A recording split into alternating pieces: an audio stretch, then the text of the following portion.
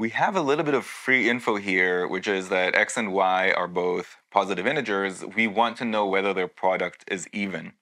Now, I know the product of two positive integers is going to be even as long as there is a factor of 2 somewhere in at least one of the prime boxes of those two numbers.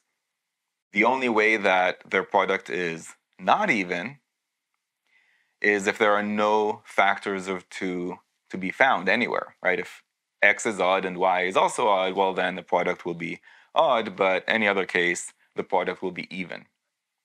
Now, statement 2 seems easier to evaluate, so I'm going to start with that one. It tells us that the sum of x and y is odd. Now, the only way that the sum of two integers would be odd is if one of them is odd and the other is even. I don't know which one is which, but if they were both even, the sum would be even, and if they were both odd, then that remainder of 1 from each of them would add up and you just have an extra pair, so it would be even again. The only way it's going to be odd is if one's even and the other is odd, and if one of them is even, then of course there is a factor of 2 to be found, and therefore their product would be even. So statement 2 is sufficient on its own, and we should eliminate the answer choices that claim that it's not. So A, C, E are gone, and we're down to B or D. Now, in order to evaluate statement 1, there's something important we need to realize, and here it is. If a number is odd, and you start multiplying it by itself over and over again, however many times you want to, it will always remain odd. Why? Because if the number didn't have any factors of 2 in its prime box to begin with, multiplying it by itself over and over again isn't going to magically generate a factor of 2. On the flip side, if you take an even number and start multiplying it times itself over and over again, it will always be even because, well, you're just giving it more and more factors of 2, right? Every time you take it again and into the product, you're getting another at least one factor of 2, if not more. So it's almost as if when you raise an even number to an exponent, it becomes even more even, if that were a thing, right? It's just getting more factors of 2 into its prime box.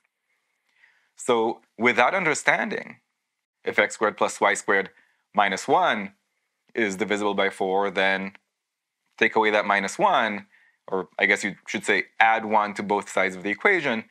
We're told now that the sum of x squared and y squared, if it were divided by 4, has a remainder of 1. In other words, it's odd. Of course, if x squared plus y squared is odd, that means that one of them is odd and one of them is even. This is just going back to the inference that I made in statement 2. And I'm actually realizing now statement 1 implies statement 2.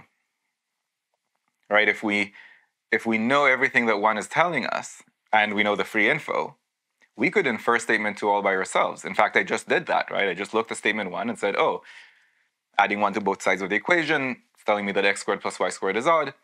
And if x squared plus y squared is odd, then x plus y is also odd. Why? Because exponents don't change the evenness or oddness of an integer.